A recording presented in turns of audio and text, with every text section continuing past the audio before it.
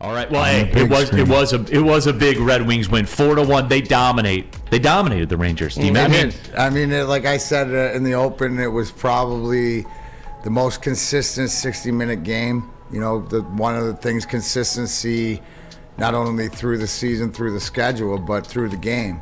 I mean, it's even more of what I've talked about, Neil. Just where they're not thinking, they're reacting, they're playing together, they're trusting each other, they're doing the things. It's the implementation of all that practice, what started in training camp, and continuously, right? It's the same thing as having Cristiano on yesterday with his dishes. You're going to continuously bring other people in to beat him down, to put it in the dishwasher, to the sink. So there might be something there with the consistency, but that's what you're seeing with the Wings, and you're getting it throughout the lineup, right? What a great, you look at it, and I know this, anytime you play your former team or something like that, like Andrew Coppin to get on the scoreboard coming from New York, that fires a team up. Guys want to see that, right? Give it back to your old team. And guys like Philip Zadina, what a goal, timely goal to go up 2-1. And then relentlessness of Michael Rasmussen and David Perron, and just the power play looking like it worked. Even Hronek scoring to make it 4-1, but they were never out of this game. New York Rangers, a lot of talent, a couple flurries that you'd expect, but nothing where you were like the ice tilted either way. So when you play in the NHL and you're feeling yourself like this, and you're feeling yourself together, and it's not just one guy doing it, but it's a team effort, like they know that. So, I see everybody in the chat thread going, beat Tampa on Saturday, beat Tampa. This is the best this team has played, and the best Detroit Red Wings team going into a Tampa game ever, right? They're clicking on all cylinders, so they just got to continue to do it, because slowly but surely they've worked their way up. And have put themselves in that conversation right in the wild card. And D-Mac, you brought this up before too, where you said, hey, when we were talking real reckless and about playoffs, and do you want them to get into the playoffs, and do you want them to play Boston? Can you escape Boston? You're like, no, man, find out where you're at. That's how I view Saturday. Because I was taking a look at the preview in Tampa. They do everything incredibly that you want your Red Wings to do. If you give them a power play, it's a goal. They're the second best in the league at it. They score goals. Well, here's the analogy, right? And I will say that, I even said that you look at that Ranger team, that's a team that you look at the Wings trying to become.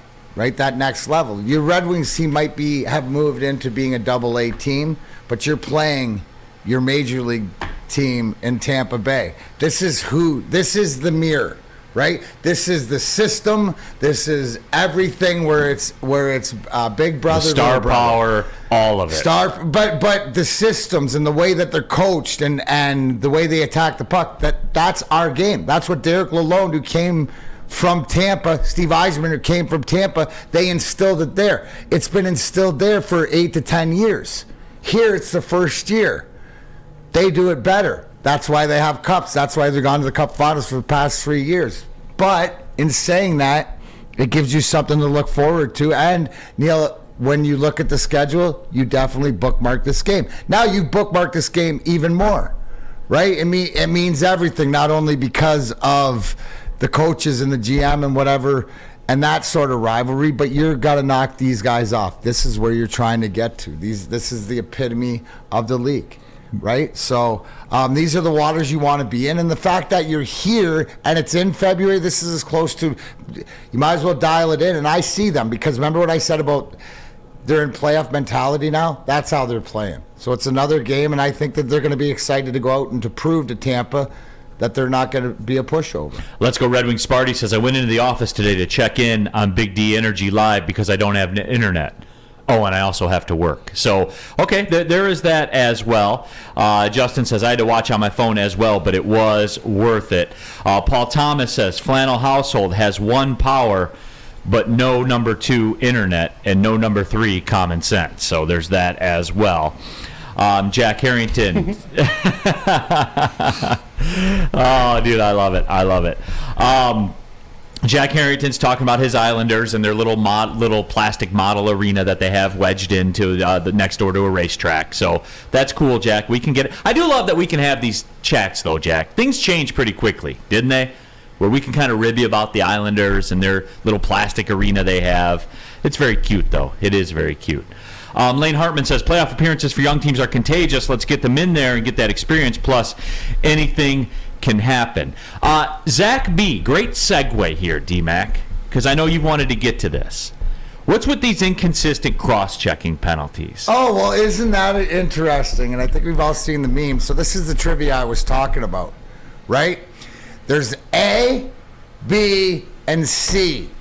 3 photos, right? One of them is a no penalty. One of them is a 2-minute penalty, and one of them is a 5-minute penalty.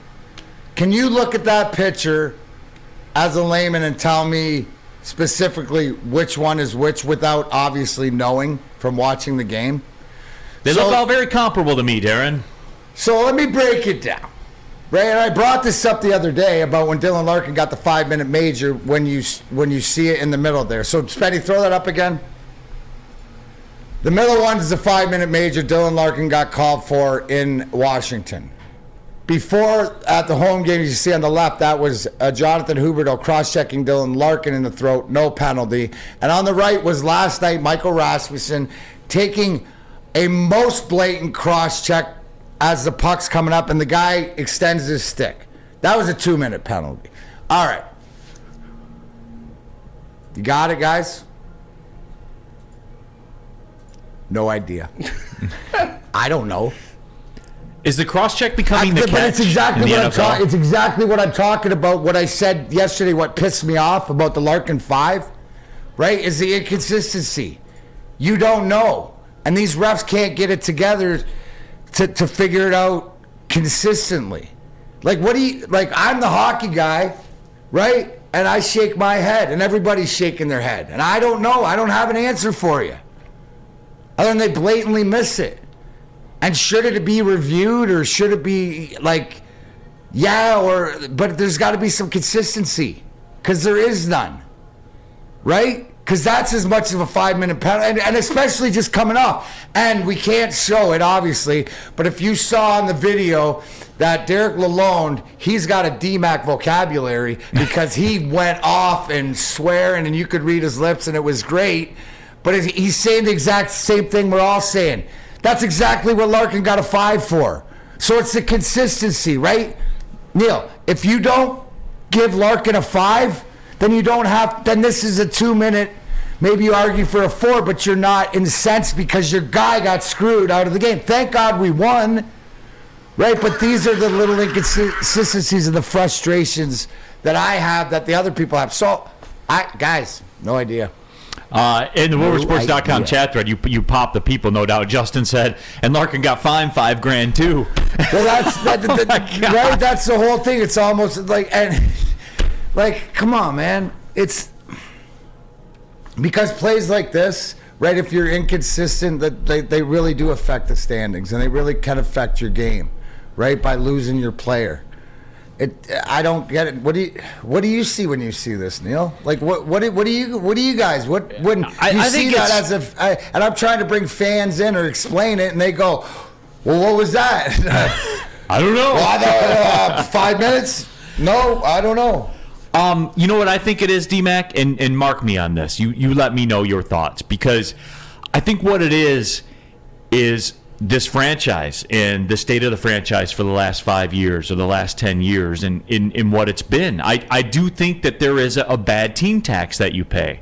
Not only free agency, but I think you pay it during the game. I think you pay it on the ice. I think you pay it with the officials. I think you pay it with the media to some degree. And I'm going to do one step short. And explain that, Neil, because it's more of like a black cloud than it is a conscious effort to go. I'm going to do a step short of the league hates the Red Wings. I think it's actually the opposite of that. I would think the league would benefit greatly from the Red Wings making Stanley Cup runs. The TV ratings have proven that over time.